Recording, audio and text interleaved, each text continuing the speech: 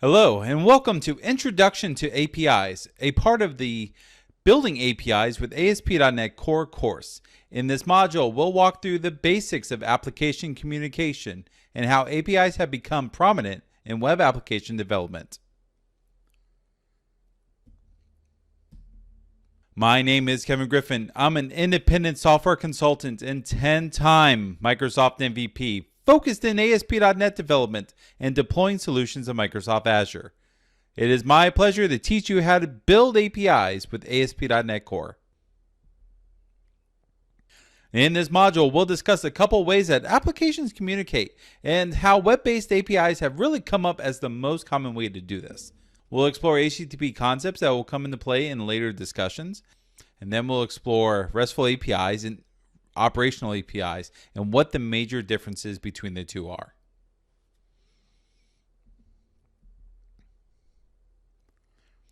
In this section, we'll cover a couple different ways that applications communicate and why web-based APIs are commonly used. Since the introduction of computer networking in the 1960s, we have been exploring ways for computers and applications to communicate with each other. There's a whole bunch of history here, but I really don't want to bore you with all that. So let's look at some of the fundamentals. Most modern application-to-application communication is done over sockets. But what is a socket? And sockets are endpoints for sending and receiving data on a computer network. Similar to electrical sockets that you might have in your home or office, when you plug a device into a socket, you're connecting to a larger electrical grid to receive power. Computer-based sockets are similar. If you open your web browser of choice and type in a URL, your browser will open a socket to connect to a web server somewhere on the internet. The browser uses this socket to ask for a web page or JavaScript or images.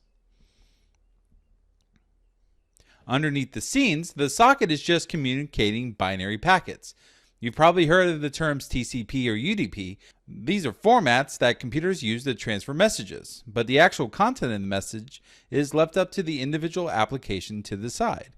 And as long as each end of the socket understands the message being sent and received, they're able to communicate.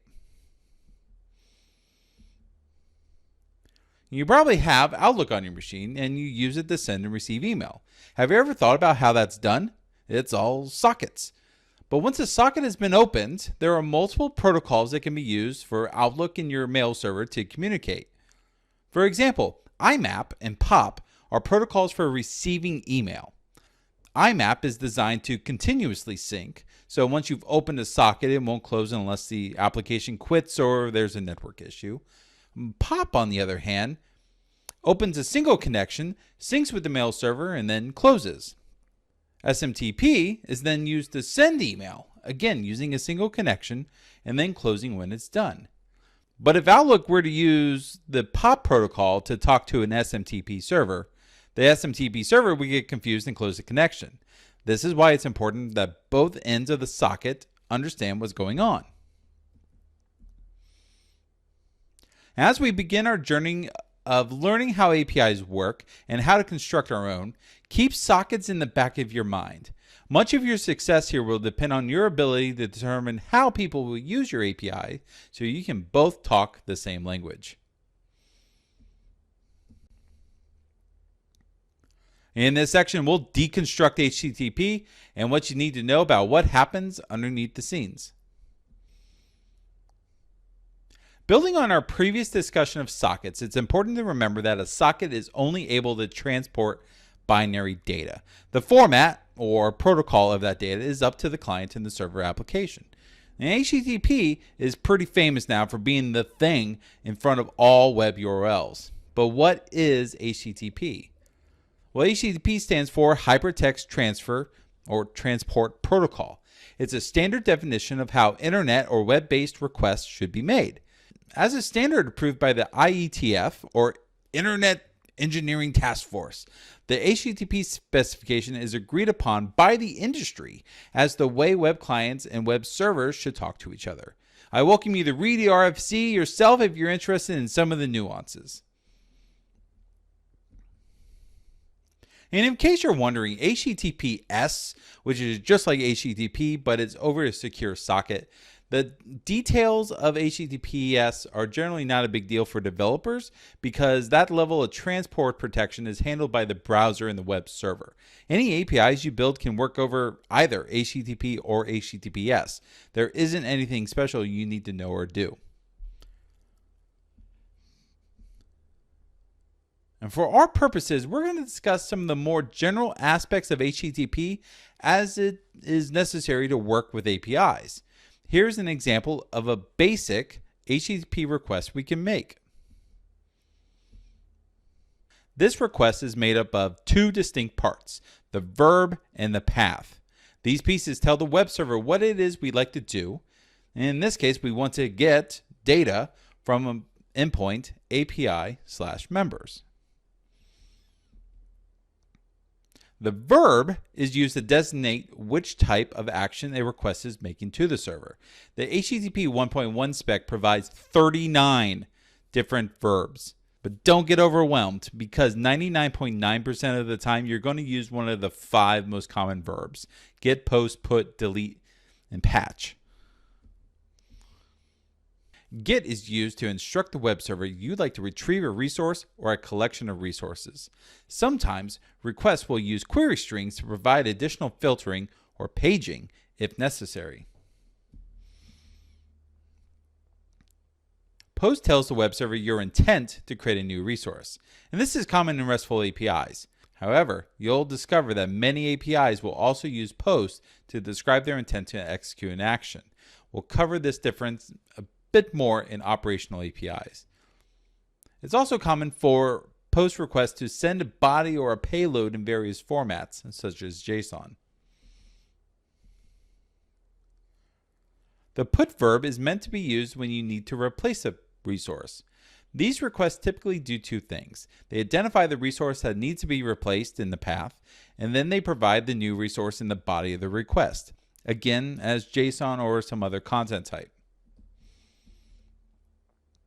Delete is a purely destructive verb that tells the server your intent to remove or destroy a resource in the system. And patch is the least common of the 5 verbs, but its intent is to update part of a resource.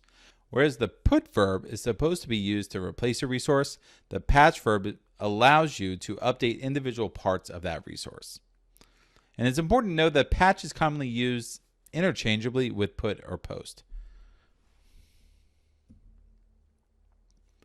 Let's run through the verbs again, this time with their paths, and we'll describe what it is we're trying to accomplish. A GET request to API/users asks the server to provide a collection of users. This doesn't take into account paging or filtering constructs, but at its basic form, all the users should be returned. A GET request to API/users/ XYZ123, we are requesting a particular user resource. The XYZ123 identifier tells the server that we do not want the entire list of users, but we want the details about this particular user. A post request to API/users is used for creation of new user resources. Imagine you're creating a new account sequence and you want to send the details of the new account or new user to your API. This would be done via a post verb, and you attach the data for the new user to the request. Put and patch both commonly act upon user resources. So we'll call upon these methods with a unique ID so the server knows what we're talking about. Put is called because we want to update the entire user resource. And patch is called when we want to update just one particular aspect of that resource. For example, if the user wants to change their email address. You wouldn't want to update the entire user object just for one email address. Instead, you'd want to patch the email address of the user. Finally, delete is called on a particular user resource because we want to remove the user from the system. When an HTTP request completes, it returns a status code that tells the client how things went. These status codes fall into one of 5 categories. 100 level codes, which you probably won't experience as a web developer, instruct the web client that a request has been received but it needs more information. The 200 level codes are the ones that most non-web developers are familiar with. They deal with success. If you receive a 200 OK, you can safely assume the request you made was correct and processed accordingly. 300 level codes are used by the server to redirect the client to another resource or to take another action.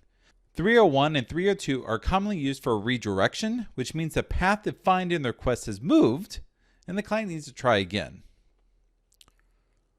400 level codes indicate the client made an error with the request. A 404 not found implies that the client asked for a resource or a path that did not exist. But a 400 bad request could be used to indicate that the required data was missing from the request. 500 level codes indicate server errors, meaning that the client request was fine, but unforeseen issues on the server caused the request not to complete. Maybe a database is down or there was an unhandled exception on the server. In this section, we'll discuss what RESTful APIs are and how to identify them in the wild. The term API is not new to computing. It stands for Application Programming Interface and is not tied directly to HTTP-based applications. The term API simply means that you, as the application developer, are providing methods and procedures for interacting with your system.